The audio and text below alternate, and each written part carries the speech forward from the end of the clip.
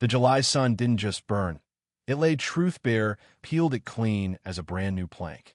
By noon, every small lie Eliza Hart had ever used to sleep was gone to smoke.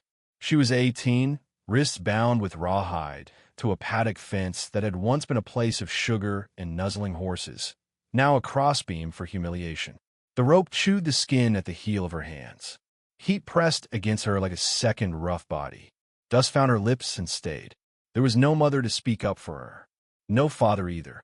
Only Virgil Pike, who had come in after the funeral with ledgers and whiskey and a way of talking low that made you feel like you owed him even when he was the one borrowing. He called himself stepfather, a word that tasted like tin in the mouth. He said papers needed signing, and the ranch was too much for a girl, and men in town were owed, and if she wouldn't sign, then the son would do the persuading. She had not signed. Now the fence slap pressed into her spine. The field lay out, yellowed and tight with grass that wished it were shade. Somewhere nearer the creek, cicadas played their rusty hinge song. Everything else was the white smear of heat, the harsh ache where rope meets skin, and the awareness of time as a slow drip you can hear but cannot see. Make it, she tried, though whose mercy she spoke to wasn't clear. Make it quick. It wasn't a real request. It was a reflex, the way you might speak to a knife before it cuts. The sun answered by throwing a glare across the rail and into her eyes. She closed them and saw the ghost of her mother's hair ribbon, the one she'd run through Eliza's braid the last autumn evening before the fever took her. The ribbon had been sky blue. The sky now was a sharper blue that made no promises. Hoofbeats appeared at first like a memory, then like a thing in the world. They started far and then came closer, careful and steady. Whoever rode wasn't in a hurry, but wasn't lazy either. The fence post had its own grainy voice under Eliza's shoulder blade, and that voice paused as if listening. The rider stopped just beyond the shade of the porch, an honest miserliness of shade if ever there was one, and swung down. He didn't go to the house. He came straight for the paddock. Hat brim put his eyes in shadow until he drew near. The wind bothered the red bandana at his throat and left everything else alone.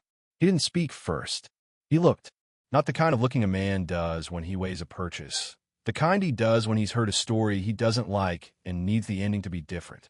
He had the lean look of someone who'd covered a lot of ground with no need to brag about it. The dust on his duster was stamped with miles. His hands were work hands, not idle.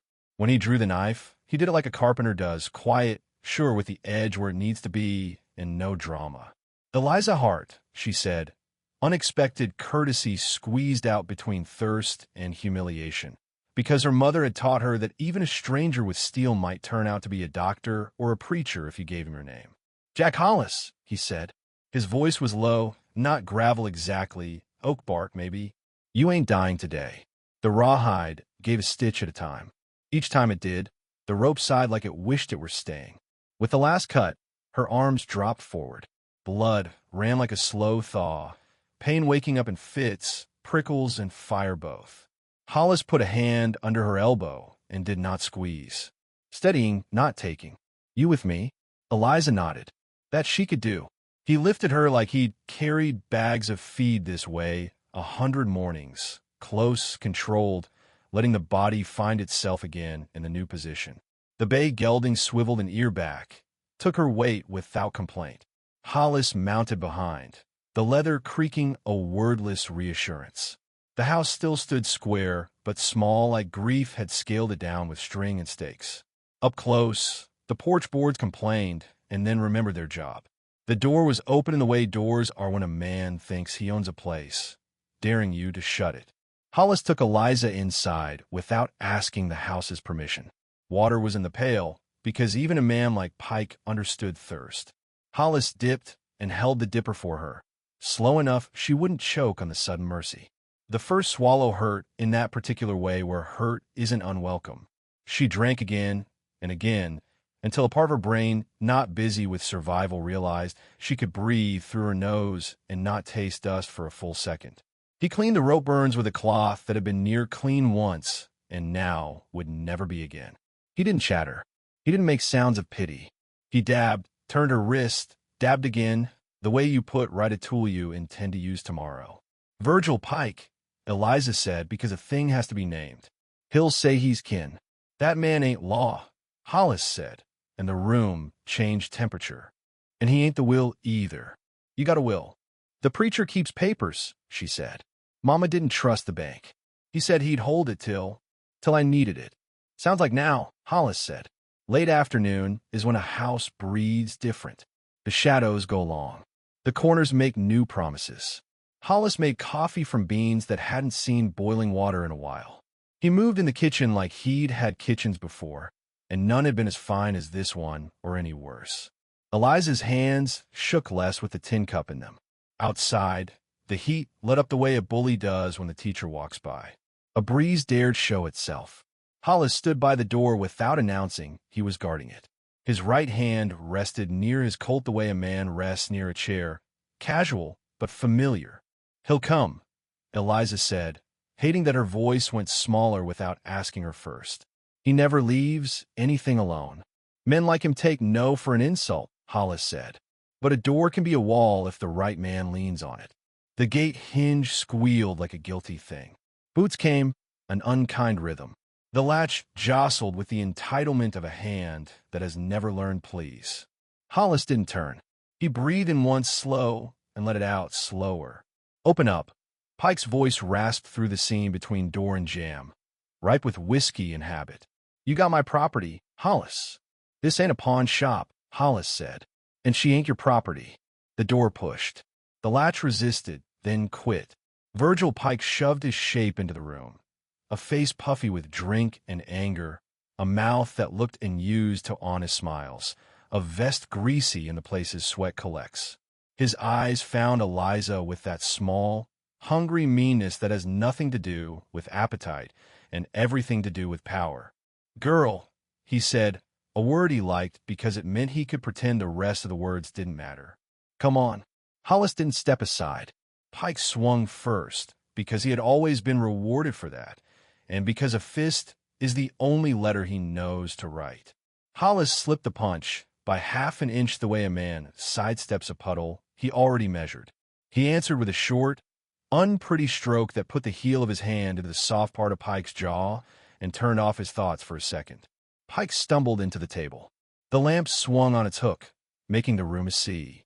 Eliza pressed herself back against the wall instinctively and then stopped, mad at herself for the flinch even as she understood its use. Pike came again, angrier, which ain't the same as stronger. Hollis caught the wrist that had reached for Eliza 100 other times, twisted, and introduced it to the tabletop in a way that made the bone consider new opinions. Enough, Eliza said. She surprised herself first, then second. It came out clear, not loud. He goes to the law. Pike made a laugh built out of nails. You, and what judge? Amos, Hollis said. He didn't smile. And the preacher's paper. We'll fetch both. Hollis stepped back half a pace, the space of mercy. Pike looked like a man measuring cowardice against pride and finding both expensive. He backed to the door, spit a little blood onto the floorboards, and left a word there Eliza wouldn't repeat. The yard held his footsteps, then gave them up. Hollis reset the lamp, its swing spent. He picked Pike's hat up from the fall, looked at it like it was a question, and set it on the chair. The house exhaled. The coffee tasted less like tin and more like bitter beans and heat. You can sleep in the small room, he said to Eliza. I'll be just here. If you wake, that's me you hear, not him. It was the first night in months she slept with the window latched and the knowledge that someone not afraid of the door wanted it shut as well. Her dreams were still busy, but they were mostly memory, and morning has a way of scrubbing memory down to something you can carry. At daybreak, the air held a softness that would be murdered by 9. Hollis saddled the bay and found a second horse with kindness left in it. Eliza moved gingerly, the rope burns tight, her shoulders stiff with the honest ache of surviving. They rode toward town, the sound of the geldings, hooves the kind of steady that lets you align your thinking by it. Las Palomas came into view, a square pinned to the earth by a well, with a courthouse holding one edge like a bookend. A saloon tried to seem like it might someday be respectable, and a barber pole made slow red-white promises in the baking light. People watched them arrive, because people always do. Out here, Watching is a skill and a hobby both. Deputy Calder looked up from a ledger when they came in. He had that narrow-shouldered, narrow-mustached look that says the world keeps trying to slip past him, but the book in his hand won't let it. Eliza told it, plain as fence posts, who Virgil was, what he'd done, what he'd said he'd take. Hollis didn't have flourishes. He stood with the sort of stillness that lends testimony a backbone. Calder made notes and mild faces. Assault. Attempted fraud. If the paper don't say his name, we'll see the judge, and we'll bring the preacher. If he's not shaving. Judge Amos was shaving, as it turned out, but he came anyway, half a face smooth and the other half making decisions. He had the blessing of a voice that could be loud without being cruel and patient without being lazy. The preacher brought the will, a folded thing with careful ink in a careful hand. The judge read it, squinted, then passed it to Eliza, who held it like you hold a thing you didn't believe you'd ever hold again. To my daughter, Eliza Hart, the paper said, the house, the pasture, the herd marked H-bar. The preacher's script made the sentence neat. The stamp at the bottom made it solemn. Virgil Pike. Judge Amos called, and the deputy fetched him from the alley where he had been cussing the sun. Pike came quiet enough, though his eyes did a lot of his talking. He stood and didn't sit. The judge let the silence fill the space like water filling a trough. You'll answer for laying hands on this young woman, the judge said, and you'll answer for attempting to lay hands on property that ain't yours. Do you read, Mr. Pike? Some Pike said. Then you can read that, the judge said, and made Pike speak the will out loud, line by line. The words came sour through a mouth that wasn't built for them. When he finished, the judge folded the paper the way a man folds a letter to be kept.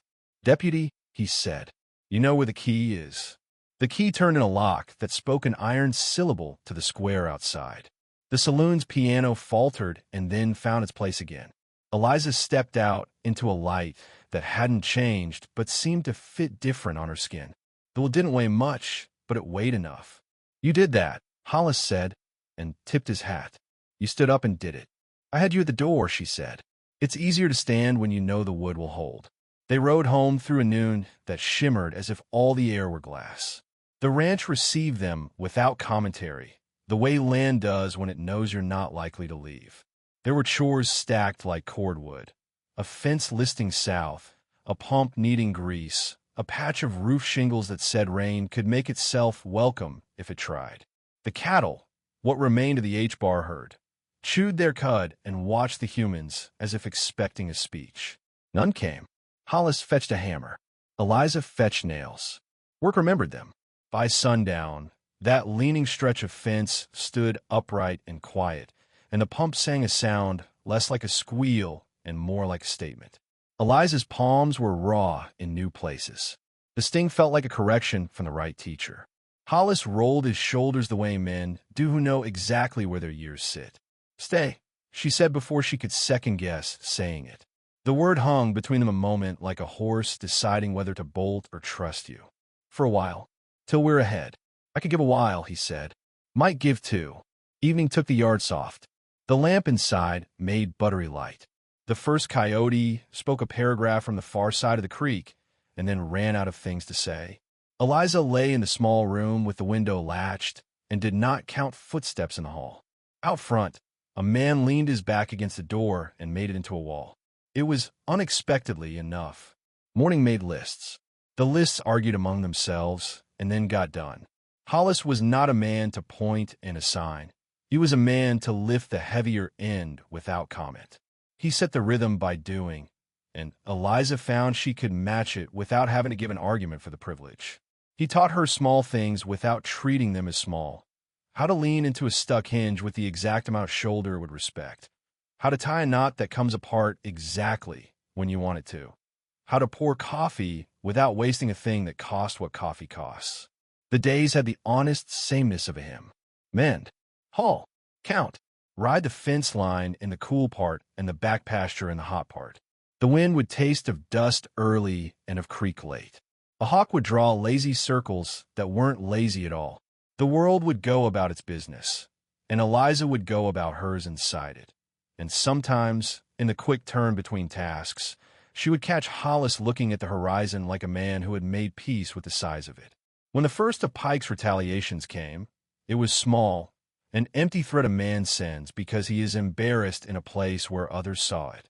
The pump handle left uncoupled in the night. The windmill vane loosened, so it rattled itself silly at daybreak. Hollis tightened the bolts and didn't say a lecture. Eliza said one word, figures, and then went to the feed store ledger to move 2 numbers that needed moving. The second retaliation came on hoof, not hand. 2 half-drunk cousins materialized at the fence line and tried to talk brave through the slats. Eliza stood with her hands in her apron and asked them if they were delivering a message or begging for work. In the silence that followed, a steer chewed loudly and the cousins decided to be elsewhere. By the third little ugliness, which was a scrap of torn shirt left on a nail where none should have been, Hollis looked at Eliza as if asking a question the room could hear. "He's not done being stupid," she said, "but he's done being owner." "Then we'll be done being patient when the law says to be," Hollis answered, and there was a narrow but important difference in the two. The summer stretched. Work made its own sentences, and they were long and exact, and sometimes beautiful if you were the sort to see beauty in a straight fence and a horse's withers slick with honest sweat.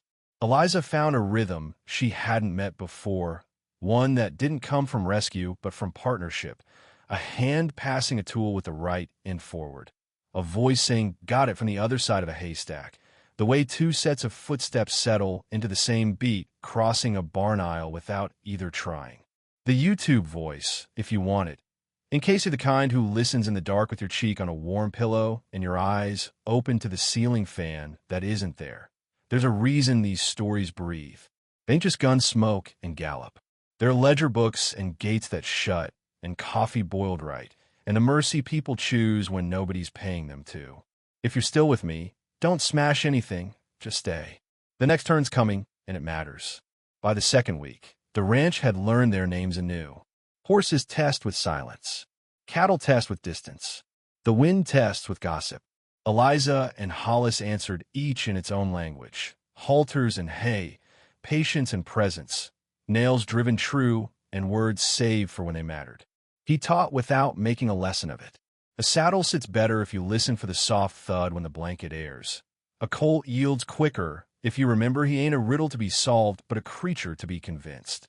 He showed her how to set her heels on the stirrups so the knees carried the jolt, how to wrap a lead rope so it remembered where to uncoil, how to stand to the side of a fence post when a green-broke horse decided the world had moved too fast. He spoke little while he showed her. Her answers were the way her hands changed the next time. Evenings brought the sort of tired that uses a person's whole name. They'd sit the steps with coffee that had boiled too long and count the small victories. A heifer that finally took her calf, a hinge that didn't scream at dawn, the ledger that balanced by a coin and not a prayer. Twice a week, Eliza walked to the corner of the paddock where the rope had bitten skin and pressed her palm there, feeling the heat like a memory that was learning to lose its teeth. The second week, she quit flinching. The third, she quit counting. A township's worth of folks has a way of drifting toward a story and pretending they just happen to be walking by. Widow May from the next section overbrought a sack of flour and a cake with the first slice missing, because grief makes thieves of us all, and cake makes honest people glad. She had a way of filling a doorway like a mother does, and then pretending she didn't.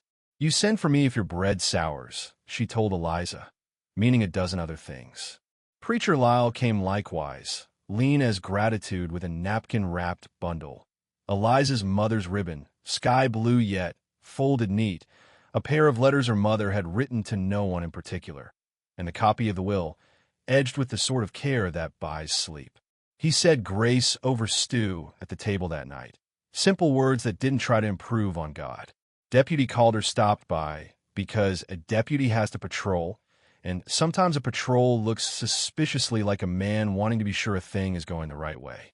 He tied his horse to the rail and stood on the porch with his hat against his chest a moment longer than a hat requires. Judge Amos meant what he said. He told them. Pike still got cousins, but cousins get shy around locks. "Locks ain't everything," Hollis said. "True," Calder said, but they let a tired man finish his coffee. The third week brought branding. Not the grand spring affair a big outfit throws, with neighbors and beer and regret. This was a small day for a small herd, and it felt right. Hollis stacked iron by the fire until it grew the cherry color that tells steel to listen. Eliza rode the bunch easing the calves from their mothers with sounds that were more picture than word. 2 yearlings went down with the simple persuasion of a rope and a man who knows where a shoulder's pride lives. The iron hissed and made a mark that had belonged to her mother and now belonged to Eliza, and she felt a line draw itself in the world between what might have been stolen and what now would not. There was a dust devil that day, a narrow, mean thing that corkscrewed across the far pasture as if it wanted to drill into the earth. Hollis watched it a second, then back to the calf. Some troubles like that, he said. Looks big, is small, makes a fuss, leaves. What about the other kind? Eliza asked, binding a back leg with a loop so it would not kick her ear off her head. The other kind doesn't advertise, he said. You find it by what it breaks quiet. Quiet broke 2 nights later. Not with a shout. With a sound Eliza felt in her ribs before she heard it. Would complaining wrong. She sat up in the dark little room and listened through the kind of silence that makes lawmen and wives. The house breathed. The windmill creaked because that's a language it speaks. Then came the sick, soft exhale of flame finding air. Barn, she said, and she was already moving. Hollis was half a step behind, boots and rifle and a curse he didn't waste the rest of. They hit the yard together. The far side of the barn showed a lip of orange the size of a man's derision. The night itself seemed surprised. Hollis ran past the door and around, because the door sucks fire like whiskey sucks the shame out of a fool. Eliza swung the side, door a slice open to send the horses past her shoulder, hands up and voice low, the way she'd been taught in softer moments. Briscoe shot by, then the roan, then the swayback whose name changed every spring because no name fit long. Eliza coughed smoke that had smelted tar and old hay. Her eyes cried for reasons they had and didn't. A figure peeled from the dark like a mistake deciding to be seen. Young, thin, a hat pulled low as if a brim could make a man disappear. He held a bottle that flickered. His hand told Eliza everything. It shook from conscience more than fear. Don't, she said. Not loud. The word knew where to go. He froze. Behind him, a second shape came with more swagger and less sense, and the bottle in his hand was already fire. Hollis took him at the elbow and turned, the move pretending to be a dance until the boy discovered the dirt. The bottle burked flame into a wind that didn't love it and died mean in the weeds. Virgil, the second boy panted from the ground, more question than name. He's not here to help you, Hollis said, and there wasn't any gloat in it. Eliza flung water from a bucket in the old pattern every woman on the plains gets taught. Edges first to starve the middle. Don't feed the hunger, smother the want, breathe between tosses. Hollis met the flame from the outside like a man who had argued with worse and won by refusing to shout. The fire thought about being a story and decided it would rather be an anecdote. It collapsed back into ash and the stink of scorched feed sacks. The boys, because that's what they were for all their meanness, sat with their backs to the barn wall, breathing fast and trying on regret. One had a jaw that said he'd only just met fists. The other had eyes that tracked Eliza like a mother cow tracks the stranger who handles her calf. Virgil told us it'd be easy, Jawboy muttered. Said no one sleeps this far out. Virgil tells lies that fit in men's ears, Hollis said, and he pays with other people's trouble. Eliza crouched, rope burns itching as if they could remember heat. You from town? South of the Arroyo, the eyes said. Cousin's place. She studied them. One had a torn sleeve that caught on a nail when he'd come round that corner that wasn't his to take. The other had a brand new revolver he didn't know what to do with. Youth has its own branding and calls it courage. You can walk to Calder's or ride with us in the morning, Hollis said. Pick the one that makes you proud tomorrow. They picked the walk because boys who stumble at fire prefer to arrive at jail on their own legs. Calder took them with the flat-faced weariness of a man who understands that law is just a fence and fences require mending. Names, he said, and wrote them down. Virgil Pike hired us, they added without being asked. Calder didn't smile, but part of his mustache tried to. Judge Amos enjoyed himself more than a man should on a hot day. Arson's just a long word for stupid, he told the boys, and gave them each a sentence with the smell of mercy on it. You two ain't finished being people yet. Act like it. To Calder he said, bring me Pike on the hiring piece when you have his tracks. I have more than tracks, Calder said. I have these 2 feet that headed the same direction he is. Pike kept low the next week. You can see a man, even when you can't see him, if he's the sort who leaves a wake of agitated dogs and quieted chickens. Twice, Eliza saw a horse's rear end clearing a ridge. The iron hissed and made a mark that had belonged to her mother and now belonged to Eliza, and she felt a line draw itself in the world between what might have been stolen and what now would not. There was a dust devil that day, a narrow, mean thing that corkscrewed across the far pasture as if it wanted to drill into the earth. Hollis watched it a second, then back to the calf. Some troubles like that, he said. Looks big, is small, makes a fuss, leaves. What about the other kind? Eliza asked, binding a back leg with a loop so it would not kick her ear off her head. The other kind doesn't advertise, he said. You find it by what it breaks quiet. Quiet broke 2 nights later. Not with a shout. With a sound Eliza felt in her ribs before she heard it. Would complaining wrong. She sat up in the dark little room and listened through the kind of silence that makes lawmen and wives. The house breathed. The windmill creaked because that's a language it speaks. Then came the sick, soft exhale of flame finding air. Barn, she said, and she was already moving. Hollis was half a step behind. Boots and rifle and a curse he didn't waste the rest of. They hit the yard together. The far side of the barn showed a lip of orange the size of a man's derision. The night itself seemed surprised. Hollis ran past the door and around, because the door sucks fire like whiskey sucks the shame out of a fool. Eliza swung the side, door a slice open to send the horses past her shoulder, hands up and voice low, the way she'd been taught in softer moments.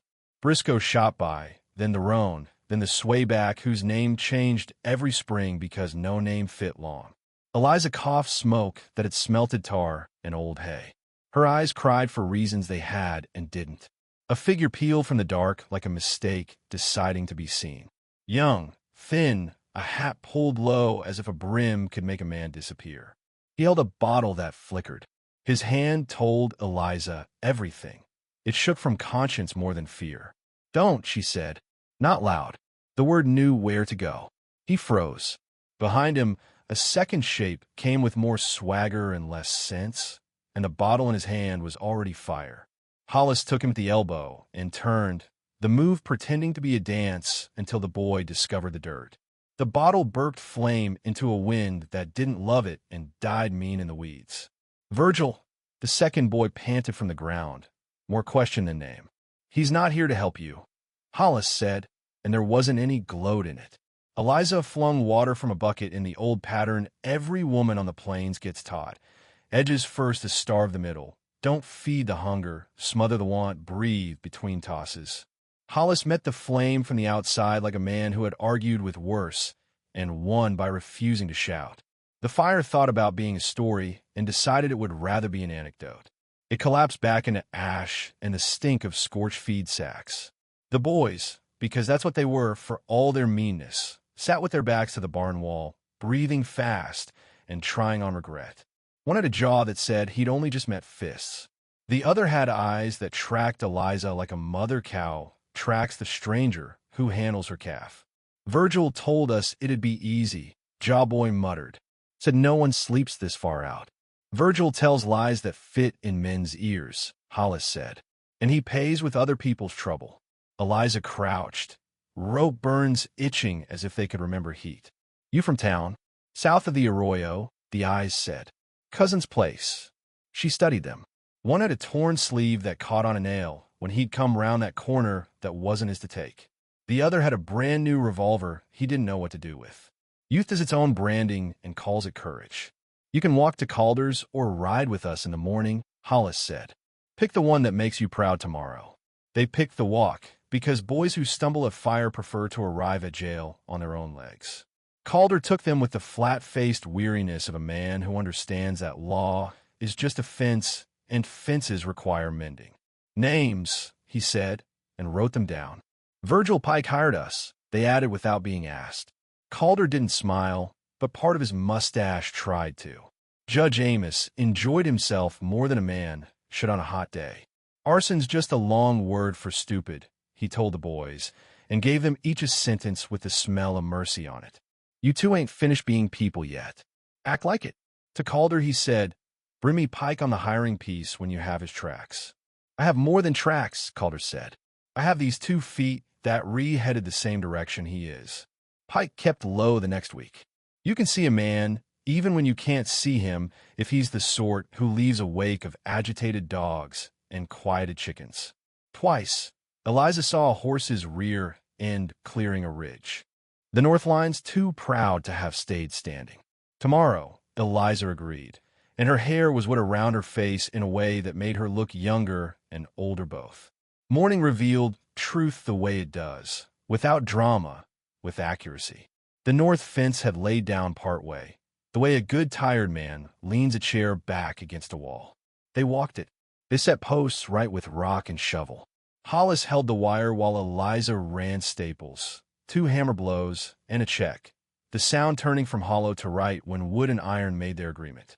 When they reached the section where the land dips into a little draw, they found prints that weren't cattle.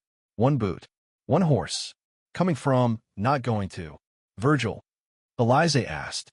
Could be a cousin, Hollis said, which was a way of answering without guessing. Could be a man wanting to see if our work sours our mood. My mood's fine, Eliza said, and drove the next staple with a precision that did not ask for applause. At noon, they ate in the meager shade of the fence itself. Jerky chewed into a morality tale. Biscuit's widow may had sent 2 apples that held enough sugar to make a person consider living another hour. From their perch, they could see the distance do its trick, blurring the same few cottonwoods into a forest, making the creek look like a ribbon meant for a girl in a dress she'd outgrown. Hollis told a story then, not a long one, but true, about a winter on the Llano where cattle died standing up because falling was too much a luxury, and how a man kept his soul by counting the ones that lived instead of adding up the bodies like a banker. Eliza listened and found that her chest felt bigger afterward. I don't like that story, she said. Me either, he said, but it explains a few things. How you sleep, she said. How I look at Gates, he answered. The fair came, as it will, a week later, as if people could bribe August into being less itself by frying dough and judging pies. Eliza had not meant to go, but Widow May came with a hat pin and a look and a loaf of bread for barter, and all 3 worked. Hollis shaved again and did a better job. He looked at himself in the small mirror and seemed surprised not to see a younger or older man looking back. The square was full of noise pretending to be music and music pretending not to be noise. Children ran with a freedom that would give their parents apologies later. Men argued about cattle breeds in a tone that suggested politics and promised nothing. A boy climbed a greased pole and discovered the word perseverance. The judge held court of another kind, at a table with 3 pies and a pencil. Eliza wore her blue ribbon in her hair and the calico dress that made the sky pay a second's attention when she stepped out. She walked beside Hollis and tried not to feel the eyes that recognized an old story with a new ending. It's hard, being watched as if you're a book someone didn't finish. Pretend you don't hear them, Hollis said without moving his mouth. I can't, she said. Then listen and pick the voices you'll remember, he said, and that proved to be a thing a person could do. At the shooting match behind the blacksmith's, Hollis paid a dime to put 3 cartridges in the Dixon and didn't win. He came third and looked exactly as pleased as he should. Not more, not less. Eliza didn't shoot. It wasn't the match for it, but she stood where the dust carried the scent of powder and thought about how the butt of the Winchester found her shoulder like a habit that didn't hurt. They ran into Decker of the clean hands and the conscience that washed like a cat's. He tipped his hat. Mr. Hollis. Miss Hart. I admire a woman who can stand court and a man who can stand aside. We prefer to sit when we can, Eliza said, and Decker grinned like a man who had met a storyteller better than he. Your Virgil has been shopping for credit, Decker said to Calder an hour later in public enough to be called generous. When a man tries to buy hay with promises and shrugs at the word collateral, a deck of cards starts to smell holy by comparison. "Thank you," Calder drawled, and drew him aside with the sort of courtesy that results in statements and signatures.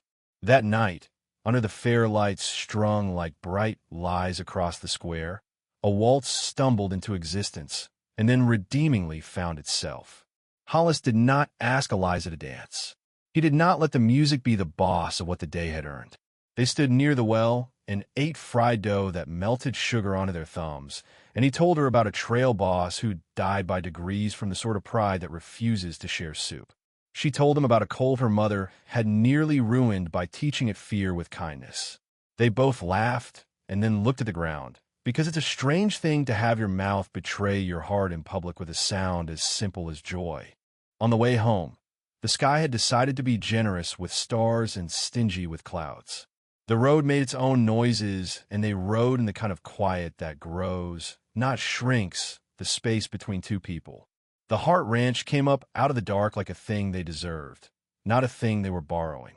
Eliza put her hand on the fence-top rail, without thinking, and felt the heat gone out of it. She didn't say thank you out loud. She didn't need to. The night heard. Virgil Pike watched from a ridge that had forgiven worse hoof prints. He had a new shirt and a cleaner shave than he'd worn in months. Trouble will sometimes dress up to see if it can pass for company. Next to him sat a figure with a mustache too neat, whose hat rode low and whose silence was not the clever kind. "Tonight?" the mustache asked. "No," Pike said. Some animal in him had learned the shape of waiting. "They're fat with happiness. You don't shoot a man the day he gets full. He's suspicious of his blessings. You wait till he thinks the world's smaller than his house again, and then you knock." The mustache nodded as if Pike were wise. He wasn't. He was only practiced. What came next was the kind of long patience that both heals and tempts. Weeks slid by, and no new malice wore Pike's face. Eliza and Hollis used the time how people do when they suspect it won't last. They worked ahead. The south fence, which had been telling half-truths, got told the whole. The tack room found order. The ledger line that read, "Note at feed store," shortened like a winter day. Eliza started swapping out the word girl in her head when she thought of herself, and didn't replace it with woman so much as heart, which felt both smaller and bigger the way right-sized boots feel. One Wednesday, Preacher Lyle came with a question in his eyes that didn't stop at the first polite reply. "You thought on the winter?" He asked them both over biscuits that kept falling apart in a friendly way. "We'll need hay enough," Hollis said. "Salt, a roof that doesn't pick favorites, and a stove that won't decide it's a bachelor." "You'll need company," the preacher said. "Winter's long. It gives men money to count and women silence to hear. Either can do harm if you ain't holding the right hand."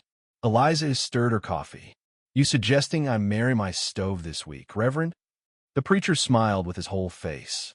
"I'm suggesting you think on what you're already doing and name it what it is when it's time." Hollis set his cup down in that careful way he had when he was about to put himself on the trail between two truths. "I don't run from words," he said to Eliza, not to the preacher. "But I don't wolf them down either. We can say things plain when they're ready." She felt heat in her cheeks, and it had nothing to do with the stove. "When they're ready," she repeated, and it lodged easy in her chest like a promise that knew its chores. The first frost touched the basin grasses one morning like a rumor from the mountains. The air had that apple bite clean to it. The breath of the horses made ghosts. Eliza pulled on her mother's shawl and thought about quilts and hands and the way time sets aside rooms inside you for people without your permission. She did not feel afraid. She felt equipped. The word surprised her. She held it until it made itself comfortable. Pike chose that day to do something theatrical. A man who cannot make progress sometimes chooses spectacle.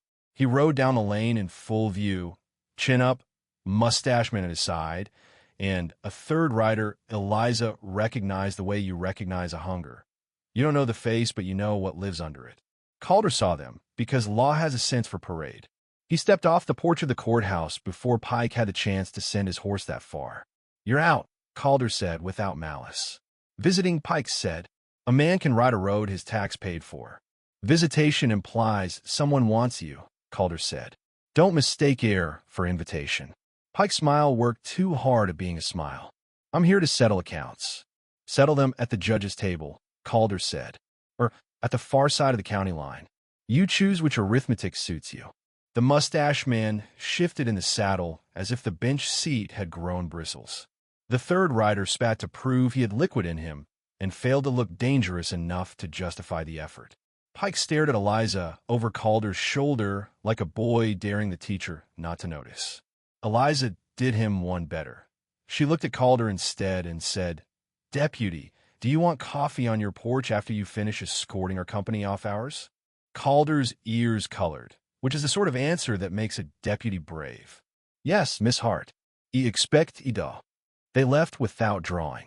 Pride is a poor horse for long rides. As their dust settled, Eliza exhaled through her nose, a small sound of a woman who had seen enough small men think they were larger than the page allowed. Hollis stood with his thumbs familiarly tucked in his belt, watching the road and not the riders. He'll try again, he said, but he's getting tired of himself. I hope he hurries up and finishes, Eliza said. I have a list waiting. That night, the YouTube voice lights a lamp here. For those listening with the window cracked and the night trying its best to be kind, sometimes the warrior in pauses to let you stock the shelves. Don't waste that pause. You oil hinges. You write witnesses' names where you can find them. You hang the good pan within reach. You love the person in your kitchen out loud, not in your head. Because when trouble knocks again, and it will, you want your house to answer with more than fear. One more turn, and we'll get to it. But for now, the house on the Hart place breathed like a chest that had learned how, and the stars, stingy as they are with favors, made a pattern that any child could follow home.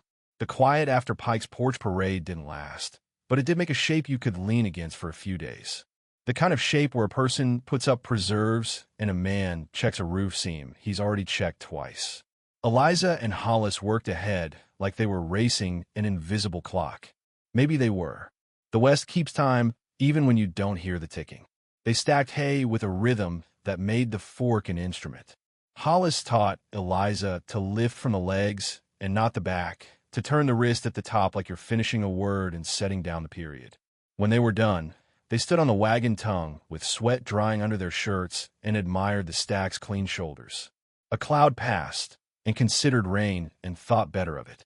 Tomorrow we push the strays in, Hollis said, between the creek bend and the cottonwoods. I don't like a scatter this late in the year. Tomorrow, Eliza agreed, and wiped her brow with the back of her hand in a gesture her mother had used without thinking. She noticed the echo and didn't flinch from it. They were up before the blue left the horizon. Coffee tasted like promise. Bread tasted like a plan. They saddled easy, Briscoe rolling an eye to say he'd prefer oats to miles, and then offering miles anyway. The air held a clean bite, a little letter from the mountains promising bigger bites to come. In the south pasture, they found tracks headed where they didn't like, fresh, angled too sharp toward the north cut. Not cattle, men, 2 horses, maybe 3. Eliza crouched and touched the sign, as if it might give her a voice to go with the boots. Night riders, she said. Likely, Hollis answered. Or men who don't know daylight sours a theft. They followed at a distance, not crowding their own suspicions. The creek made its lazy argues through the willows, and the ground there kept memories better than high pasture. Hoof marks went into the cottonwoods and didn't come out the far side. Hollis raised a hand, palm down. Eliza brought Briscoe in slow, and they listened. Voices travel strange under trees. One was Pike's. You could hear the brag and the neat little blade of meanness he liked to sharpen on other people's fear. Another voice had the mustache's careful stupidity in it. A third voice carried youth under a layer of borrowed menace. The words were plain: drive 6 head, cut the wire, run them to the cousin's lane, sell fast, leave faster. Quick math done by men who can add consequences. Hollis and Eliza didn't talk their plan. They already had one, stored in the place good partners keep such things, and share glances and work they've already done. He swung left, wide, to put himself on the line that trouble would take if it fled. Eliza moved right, using the willows like she designed them, her mare's ears saying she understood the assignment. Pike swung his horse toward the nearest H-bar cow and hooped like a man who believes noise is a skill. The heifer didn't buy it. She sidestepped, twitched an ear at Eliza, and decided she'd rather follow a voice that did not talk nonsense. Eliza pushed her, just so, the way you might suggest a better idea to a stubborn friend and make the friend think it was hers. The mustache man drew steel because that's what men with small imaginations do when their plans acquire holes. Hollis was already there, his Colt drawn with the ease of a man picking up a tool he can use without cussing. He didn't point the muzzle at the man's heart. He pointed it at the ground, close enough to make a man remember that ground is where pride lands when the shooting stops. "Don't," Hollis said. It did what it always did. Reach the hand first, then the brain. The young one saw Eliza and wavered. There are moments a boy gets to pick the road he'll walk for the next 10 years. He picked fear without cruelty, which ain't noble, but it ain't nothing. He eased his horse backward and let his mouth stay shut. Pike did not back up. He squared his shoulders in the saddle like a man building a story for himself. "This land owes me," he said loud, "to the trees, to the cows, to whatever gods listen to losers." "This land don't owe anybody," Eliza said, and the words came out calm. "It pays who works." Pike's face tried several insults and landed on a smile. It wasn't talent. It was practice. He moved his hand toward the gun that rode light on his hip. Light because he liked how it looked more than how it shot. Hollis shifted his stance. It was a small thing, a man making room to either step forward or back. Pike saw it and mistook it for invitation. His hand closed on the grip. "Virgil," Hollis said, and there was something almost like pity in it. "Don't decide your last choice is your worst." Pike pulled. He was quick enough. He was not first. Hollis's shot cracked the hollow between trees and water and sky. It struck the dirt an inch from Pike's boot, close enough to lift a puff of dust that spattered his trousers. The horses all thought about spooking and then didn't because the riders told them to stay polite. The mustache man looked like a person who'd just been introduced to his future and didn't like the smell of it. He dropped his gun by accident on purpose. The young one raised both hands high. Pike, for once, read the room. He let his revolver hang heavy at his side, and then, with more theater than the moment deserved, he let it slip from his fingers. "Drive the cattle back," Hollis said to Eliza, as if they were alone. "We'll walk these three in on their own reins." It was a long mile to town. People saw them come and arranged their faces into expressions that let them be part of the story without doing any work. Calder came off his porch at a brisk clip that sounded like, "I was hoping for quiet," and looked like I like being needed. "Ink or irons?" he asked Hollis. "Ink first," Hollis said. "Irons if ink won't hold." Judge Amos held court on the porch because the air inside the courthouse had forgotten how to move. He listened, made the boys tell their parts, made Pike try to lie, and then get bored with hearing his own voice say things even it didn't believe. The mustache man tried clever and tripped on the word alibi. The young one cried and didn't pretend not to. The judge nodded like weather, slow, inevitable. "Virgil Pike," he said finally, "the county's had its fill of you, and not just because we're short on plates. I gave you short rope, and you tried to hang someone else with it. That's not just sin. It's ugly." He turned to Calder. "Escort this man to the far line and set a deputy on the train. If he steps off the wrong side of that coach, he can step into his cell. If he steps onto that train and rides until the mountains look different, he can keep his pride for what it's worth." Pike opened his mouth to spit and found he had no saliva left. He looked at Eliza and found, not trembling, but the sort of steady contempt that makes a man feel smaller than his shadow. He tried Hollis and found the gray of a man who had already done the arithmetic and moved on to the next page. He set his jaw and let Calder take his elbow. You could hear the town's exhale when the train whistle blew an hour later. The mustache man took 30 days and a job offer from the blacksmith when he got out. The young one took a warning and a handshake and washed it in a stream before walking home to tell his mother he had been stupid. She cried into a dish towel and said she knew. On the ride back, the world looked the same and different both, the way a room does after you move a table and clean under it. The cottonwoods still made their river rim shadows. The pasture still wore its late summer tired. Eliza felt something ease between her ribs and didn't call a hope because she didn't want to hand the day to a word that might spend it careless. She called a breath. That was enough. Is it finished? She asked. With men like Pike, Hollis said, finished comes in pieces. But the biggest piece is gone. They took the long way home by Widow Mays, because you don't waste a chance to let someone who loves you see you unafraid. Widow May stood on her stoop with a dish towel and a knowing like gun oil. Well, she said. Well, Eliza answered, and a lot of sentences hid in the single syllable. Good, May said. I have a pie that needs eating by people who can tell sugar from luck. They ate the pie. Cherry, the kind that stains lips and keeps conversation honest, and told the story in a way that left out the part the person doesn't need to keep living. Widow May patted Eliza's hand and squeezed Hollis's shoulder and declared them both overdue for a Sunday supper that included gravy. Back at the Hart place, chores didn't stand and clap. They simply shoved their way to the front of the line the way chores do. Salt block for the heifers. A broken latch on the tack chest. Briscoe's shoe gone thin. Hollis put the bay's hoof between his knees and rasped with the affectionate scorn men reserved for animals that carry them. Eliza fetched nails and held the two that are always needed exactly when your mouth is full. Night drew in and brought stars that didn't care at all about Virgil Pike's train ticket. The porch gathered them, as porches do when the day has gone long. Eliza sat with her hands loose in her lap.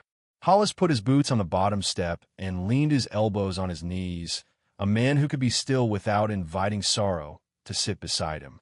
There was a conversation waiting. They both knew it. It had been stacking itself like cordwood in the space between emergencies. You don't rush into a fire with it, and you don't put it off once the embers go proper dark. I've been thinking on winter, Eliza said. I've been thinking on the rest of my life, Hollis answered, and the words startled him some. They came out smoother than he expected, like a well-oiled hinge. Sometimes those are the same thought. Eliza had turned her face just enough to see him without making him feel examined. I'm done being only the girl who survived a rope. I'm the Hart. I own this land. I'll die on it someday, if the Lord says so. I don't aim to die alone if I don't have to. Hollis didn't smile right away. He could feel the weight of what she was trusting him with. And a man ought to be careful how he holds what he loves. I've been a drifter, he said. Not because I like leaving. Because I hadn't found a place where staying was useful to anyone but me. Here, staying looks like a job that needs doing. That's not the only reason, she said, and the softness in it was a kind that holds a firm, fair edge. No, he admitted, it ain't. A coyote called, far off, a lonely sound that didn't make either of them lonelier. The house creaked its comfortable bones. The wind, for once, had nothing insulting to say. Hollis took off his hat and set it on the step. It made a small, hollow sound that felt dignified. I won't have a man who thinks saving me is the point, Eliza said. I won't be saved like that again. Not by you. Not by anybody. I'll have a partner who knows I already saved myself and came home with help. I know it, Hollis said plain. I know who opened that door and who wrote that name on that paper. I was a wall when you needed one. But you were the person the wall kept safe, and that's the only part that matters. She breathed out and found there were no tears hitching on the breath. Then I'll ask it like a businesswoman and a woman both, she said. Jack Hollis, will you stay and be my husband? He didn't ask for a day to think or a week to shop for a new shirt. Some questions come with their answers already inside them. Yes, he said. They told Preacher Lyle the next morning the way you tell a man you respect. Early, with work waiting, no expectation of fanfare. He clapped his big hands together in a sound that made the small church seem larger and set a date 4 Sundays hence, because folks need time to choose a dress or iron a collar. Even a West that pretends not to care appreciates dignity. The week leading up to it was full and plain and good. Hollis rode to town to buy a ring that didn't pretend to be more valuable than the hand it would sit on. Eliza sewed a hem with her mother's needle and only pricked herself twice and swore neither time, because her mother had hated cussing. Widow May organized a supper, because Widow May believed food made promises and kept them. Pike did not appear. His cousins did not ride the ridge. Decker the gambler did, once, and tipped his hat with a flourish that tried to be humility. "Some debts pay themselves," he said cryptically to Calder, and Calder scowled because a deputy prefers nouns to riddles. On the Sunday, the schoolhouse smelled of floor wax and stew, and the kind of soap you buy when you mean to be clean enough to meet God halfway. The preacher stood with his Bible and his gentle severity. Judge Amos turned up in a shirt that tried hard and achieved respectable. Calder shined his badge more than it needed and pretended he hadn't. Widow May wore a hat that used to be her mother's and didn't much suit her, but made her eyes kinder. Eliza came in by the door they used for spelling bees. She wore the blue ribbon in her hair and a calico dress that had been let out and in again over years to fit grief and growth both. Hollis stood up front with his red bandana fresh and his hands quiet. Preacher Lal spoke words ancient enough to be new to a morning like that. Sickness and health, forsaking all others, till death does what death does. "I will," Eliza said, like she was signing a contract she'd written herself. "I will," Hollis said, like a man swearing to his own best nature in front of witnesses who could hold him to it. There was no kiss worthy of song. There was a kiss worthy of their daylight. It started and ended in the time between two heartbeats and told the truth without trying to be a lie about passion or a show for other people's eyes. It was enough, which is a word lovers ought to use more often. The supper after was loud in the way families are that don't yet know they're a family. Widow May's gravy kept ending up where it belonged. Judge Amos told a story about a horse that got elected constable in a mining town and did a better job than the last man. Calder laughed into his coffee and didn't spill. Children ran under tables and were not scolded unless they had it coming. Eliza and Hollis slipped out after the last bite of pie was morally defensible and walked the lane to the paddock. The fence rails were warm from an afternoon that had taken its time leaving. She put her hand there without thinking and felt the wood like a palm meets a palm. He stood beside her and did not speak because you don't overlay narration on testimony. "I thought I'd have to leave this place to be safe," she said. "You made it safe by staying," he answered. They didn't talk about the future in grand speeches. They talked about hay and salt and how many calves they could expect from the red heifer with the white star, and how winter always cheats a little and you don't hold it against her because she is what she is. Somewhere in the middle of listing chores, they noticed their fingers had found each other's without the rest of their bodies making a decision. That's how some covenants show up, in the small, in the ordinary, and then you look down and there it is. The first week of marriage was like any other week except better. There was a roof that chose not to leak at a critical hour.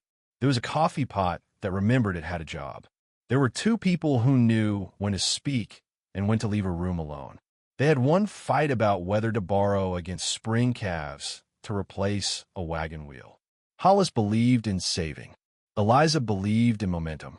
They found the middle, fixed the wheel with ingenuity, and promised themselves the new one if the winter didn't bite too hard. Winter came as promised, honest and cold, and more about endurance than theater. Snow fell in a stingy way that left the ground ugly and meant the mud underneath would attempt murder at inconvenient moments. The stove learned to behave. Hollis stacked wood with a neatness that would shame a general. Eliza learned which seams in the window, let in scoldy whispers, and tacked cloth there with small nails and large satisfaction. Sunday evenings, when the wind's voice rose in the chimney like a singer testing a key, Jack read from a book Preacher Lal loaned them about a woman who ran a farm in a different state with floods and fools and still came out ahead. Eliza stitched by lamplight and didn't ruin her eyes because she was smart enough to stop when the words on the page began to swim. Sometimes the past came knocking in dreams. Eliza woke with rope on her wrist that wasn't there and sweat at her temple that wasn't heat. Jack woke too without being asked. He did not smother her in comfort. He put a hand on the small of her back and breathed where she could hear it until her breath matched. Then he got up and stirred the stove and made a cup of something hot and didn't say a lot of words. The math worked. Calder visited twice in the winter because law gets lonesome. The second time, he brought news casual as bread. "Your friend Pike made it to Kansas City," he said, and decided to see if he could outsmart the police there. He could not. He'll be learning to make small rocks out of larger ones for a while. He said it without delight. Law shouldn't take joy in punishment. It should only take joy in people not getting hurt. Spring arrived the way a forgiving person returns to a room, quietly, with something in both hands and no account of what it cost. The creek fattened out of pure vanity. The cottonwoods put on what passes for finery. Calves dropped into a world that complained less than the winter had led them to expect. Eliza walked the pasture with her palm brushing new grass heads, and if she talked to her mother sometimes out there, nobody would argue the habit hurt anything. Hollis started a corral project he'd been sketching in his head all winter, panels that would let two people work a dozen head without bruising either. He measured twice and cut once, then cut again for luck. Eliza held boards where boards require holding, and they built something simple and right that would outlast them if the weather didn't get ideas. One evening, long after the worst of the cold had shifted its weight up the mountain, the meadowlark tried its spring song on the paddock post. Eliza paused at the pump, listening. The first notes stumbled because winter rusts even birds. Then the lark found the rest of it and finished what it had started. Eliza smiled with her mouth and her eyes both and didn't make a speech about it, which is the only correct response to a meadowlark being brave. Preacher Lyle came by with a different sort of paper in his Bible, one that had neat letters of record rather than of will. "Thought you'd want this filed proper," he said, tapping the marriage ledger he carried like it was a hymn book, "in case a cousin shows up with a brand new memory." "Thank you," Eliza said. "We've had our fill of cousins and their memories." "Most folks have," the preacher said gently, and took a cup of coffee he hadn't earned in exchange for a blessing they both felt like they had. Summer circled back around, as it does when you live long enough. The H-Bar brand stood fresh on a dozen calves that wore it like they'd invented it. The Hart Place breathed like a body in good health, sometimes panting, sometimes dozing, never neglected. Eliza moved through her house and her yard and her pasture like a woman who knew exactly the size of her world and how much of it she could carry. Jack moved through the same spaces like a man astonished to find that staying put could feel, in its humble way, like victory. They did not put a headstone for Virgil Pike. He wasn't dead so far as they knew. He was, finally, elsewhere. That was its own monument, the absence of a shadow where a shadow used to live. If you're listening to this at a late hour with the room dark and the rest of your house breathing, here's your narrator's last candle of advice. The West is not just guns and rope and men whose names begin with hard letters. It is coffee you don't spill when the door rattles. It is neighbors who come with a pie and leave with your trouble in a paper sack. It is a woman who says, "I will," like she's been rehearsing obedience to her own heart for years, and a man who knows what kind of wall he is and when to step aside so a door can be shut by the person who lives behind it. Eliza Hart stood at the paddock fence that first summer anniversary and set her palm on the rail again. The sun burned and told the truth, same as before. Only her truth had changed. She wasn't the tied girl. She wasn't even the rescued one. She was the heart, and this was her place. And beside her stood a man who didn't make a shield out of his love or a chain out of his fear. He set his hat on the post and looked at the pasture and grinned a little. "What?" she asked, amused without trying. "Just counting our fence posts," he said. "A man likes to know the number of things he's responsible for." "You forgot me," she said, teasing a hair. "No," he said. "You're not a post. You're the land. I'm just glad to be on it with permission." She kissed him then, proper, because some lines deserve to be underlined, and some men deserve to be taught that poetry won't kill them. The meadowlark finished its song. The wind, for once, agreed. And if the world leaned a little in their direction that day, it wasn't out of pity. It was out of respect for work done, for mercy chosen, for law used instead of faked, and for the simple fact that sometimes, more often than stories brag, you get to keep what's yours.